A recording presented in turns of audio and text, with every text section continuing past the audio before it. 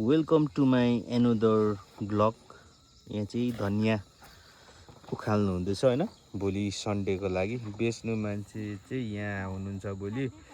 अनि हजुरहरू सम्पूर्ण आइदिनुहोस्, एकदम प्योर अर्ग्यानिक यो चाहिँ काँक्रा, बिँ, धनियाँ, सागहरू पाउनुहुन्छ भोलि चाहिँ रम्फू हाटमा। हजुरहरू सम्पूर्ण सबैजना आइदिनुहोस् अनि किनिदिनुहोस् भन्न चाहन्छु।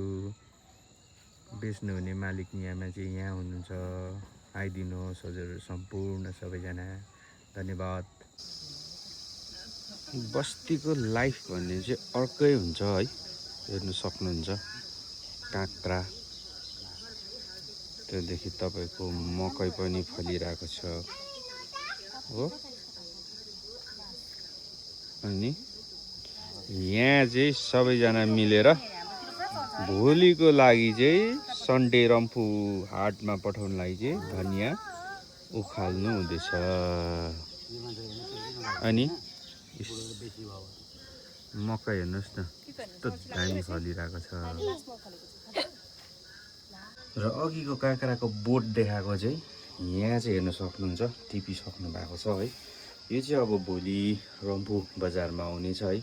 हजुरहरू सम्पूर्ण सबैजना आइदिनुहोस् अनि किनिदिनुहोस् भन्न चाहन्छु।